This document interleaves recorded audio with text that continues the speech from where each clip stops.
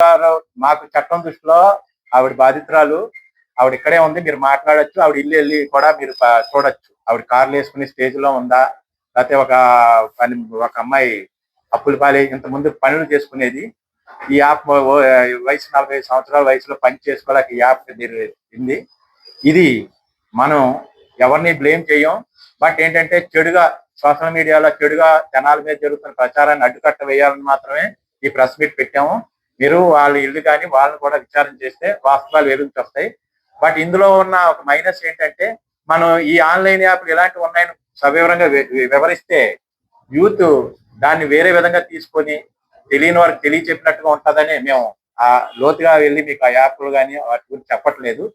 దయచేసి అందరూ కూడా అర్థం చేసుకోండి. మీకు అందరికీ మేము అది మీకు అర్థం అవ్వాలని ఈ సమావేశం.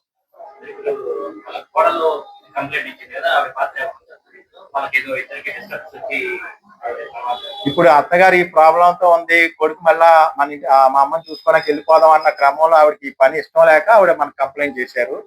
ఆ కంప్లైంట్ చేసిన క్రమంలో మనం వెళ్ళాము. చట్టం దృష్టిలో మనకున్న చట్టం దృష్టిలో చూస్తే ఈ ఆన్లైన్ యాప్లో వీళ్ళు ఎవరైతే ఉన్న విక్టిమ్ గానే పరిగణిస్తాం. మనం యాక్షన్ తీసుకునేది ఎవరి మీద అనేది ఫర్దర్ గా ఈ బ్యాంక్ అకౌంట్లు వాళ్ళ యొక్క ఆన్లైన్ అకౌంట్లు పరిశీలించిన తర్వాత మనం లీగల్ గా ప్రొసీడ్ అవుతాం.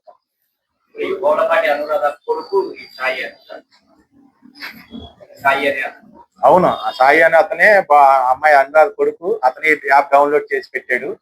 అతను మనకు దొరకనందువల్ల ముందే ప్రెస్ మీట్ పెట్టాలి. అతను దొరకలేదు. ఆ యాప్ గురించి మనకి ఆ ఫోన్ లో మొత్తం చూపించలేదు. రాత్రి మా సైబర్ క్రైమ్ టీము అతను కూర్చోబెట్టుకుని ఈ విషయాలన్నీ చూసిన దాని మీద ఈ రోజు మనం ప్రెస్ మీట్ పెట్టాం.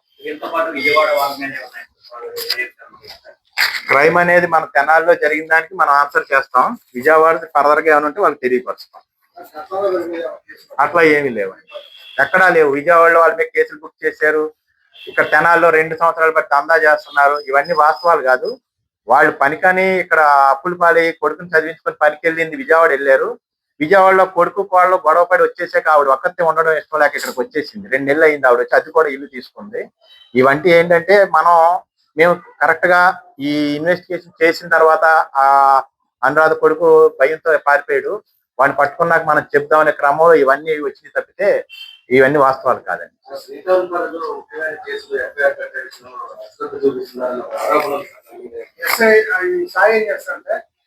సాయి అనే అతను బీటెక్ చదువుతూ లవ్ మ్యారేజ్ చేసుకున్నాడు.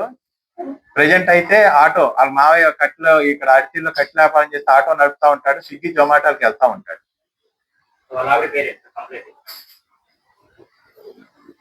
కొన్ని అడగకూడని విషయాలు అడగకూడదు. ఆవిడ పేరుతో మనకి ఏమొచ్చుద్ది?